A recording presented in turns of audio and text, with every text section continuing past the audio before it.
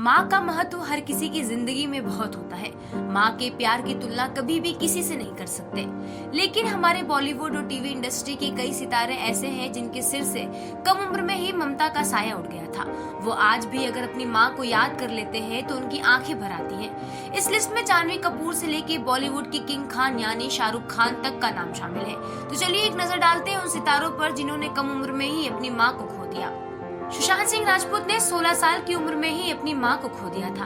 बताया जाता है कि मां के जाने के बाद उनके बहनों ने उनका खूब ख्याल रखा और बिल्कुल अपने बेटे की तरह प्यार दिया। शाहरुख खान ने कम उम्र में ही अपने माता पिता दोनों को गवा दिया था। 26 साल की उम्र में उनके सिर से मां का साया उठ गया था। वो आज भी अपनी मां को याद करते हैं। जानवी कपूर ने 21 साल की उम्र में ही अपनी मां श्रीदेवी को खो दिया था। एक्ट्रेस का निधन 2018 में हुआ था। आज भी जानवी कपूर अपनी मम्मी श्रीदेवी को याद कर भावुक हो जाती है। अरशद वारसी ने सिर्फ 20 साल की उम्र में ही अपनी मां को खो दिया था।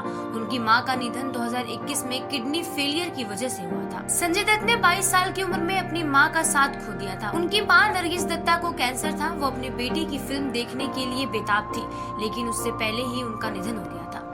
बॉलीवुड एक्टर अर्जुन कपूर ने भी अपनी मम्मी को कम उम्र में ही खो दिया था।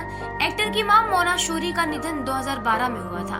यहाँ तक कि वो अपने बेटे की डेब्यू मूवी भी नहीं देख पाई थी। प्रतीक बब्बर को तो उनकी मां का प्यार ही नहीं मिल पाया। जिस वक्त एक्ट्रेस समिता पाटिल का निधन हुआ उस वक्त एक्टर की उम्र महज 15 दिन ही थी। वो कई बार अपनी मां से जुड़ी फोटो सोशल मीडिया पे शेयर करते हैं। राजकुमार राव की मां का निधन साल 2017 में हुआ था। उस वक्त राजकुमार राव की उम्र 31 वर्ष थी।